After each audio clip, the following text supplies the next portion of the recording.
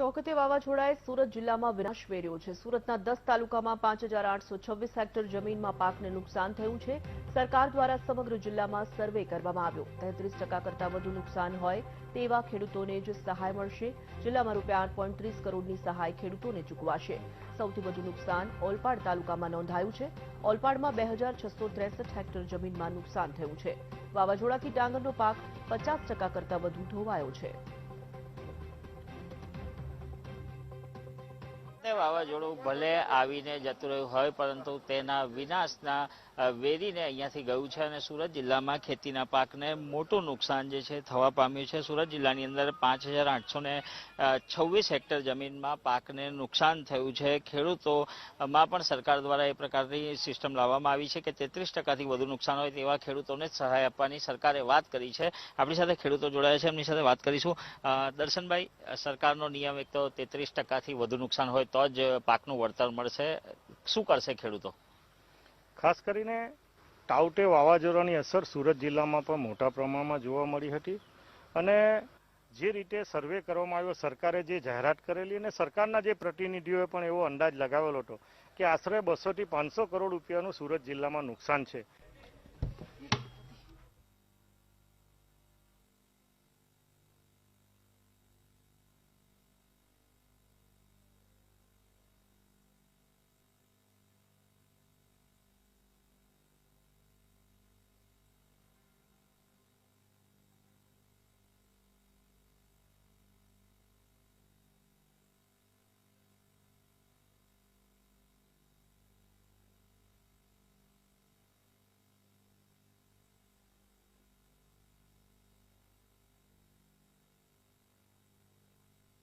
તોકતે વાવાઝોડું ભલે આવીને જતું રહ્યું હોય પરંતુ તેના વિનાશના વેરીને અહીંયાથી ગયું છે અને સુરત જિલ્લામાં ખેતીના પાકને મોટું નુકસાન જે છે થવા પામ્યું છે। સુરત જિલ્લાની અંદર 5826 હેક્ટર જમીનમાં પાકને નુકસાન થયું છે। ખેડૂતોમાં પણ સરકાર દ્વારા એ પ્રકારની સિસ્ટમ લાવવામાં આવી છે કે 33%થી વધુ નુકસાન હોય તેવા ખેડૂતોને જ સહાય આપવાની સરકારે વાત કરી છે। આપણી સાથે ખેડૂતો જોડાયા છે, એમની સાથે વાત કરીશું।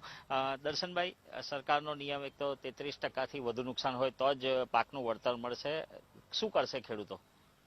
ખાસ કરીને તાઉતે વાવાઝોડાની અસર સુરત જિલ્લામાં પણ મોટા પ્રમાણમાં જોવા મળી હતી અને જે રીતે સર્વે કરવામાં આવ્યો, સરકારે જે જાહેરાત કરેલી અને સરકારના જે પ્રતિનિધિઓએ પણ એવો અંદાજ લગાવેલો હતો કે આશરે 200 થી 500 કરોડ રૂપિયાનું સુરત જિલ્લામાં નુકસાન છે।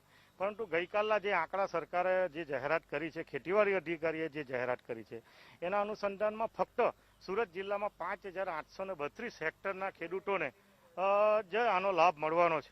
આ એક આશ્ચર્યજનક બાબત છે અને ખેડૂતો ચિંતામાં છે। જે રીતે સરકારની નીતિના કારણે ડીઝલના ભાવો હોય, મજૂરી હોય, ખાતરના ભાવો હોય, દર વર્ષે જે રીતે એમાં વધારો થતો જાય છે ને દર વર્ષે એ ડાંગર હોય, શેરડી હોય, શાકભાજી હોય કે અન્ય બાગાયતી પાકો, એના ભાવો દર વર્ષે ઘટતા ચાલ્યા। જે રીતે સર્વે કરવામાં આવ્યો એમાં 14167 જેટલા હેક્ટરનો નુકસાનીનો સર્વે કરવામાં આવ્યો હતો અને એ અનુસંધાનમાં એ સર્વેમાંથી 33%થી વધુનો જે સર્વે હતો એમાં 5832ને જ ખેડૂતોને આનો લાભ મળવાનો છે અને એક ખેડૂતને 13500 હેક્ટરની તમે ગણતરી કરો તો આશરે વીંગા ઉપર ફક્ત 2000 રૂપિયા એક ખેડૂતને મળવાનો છે। એ તો નુકસાનીનો જે પાક છે એને કાઢવાનો પણ ખર્ચ નીકળે એવો નથી। આ એક આશ્ચર્યજનક અને એક ખેડૂતોની સાથે મસ્કરી સમાન છે।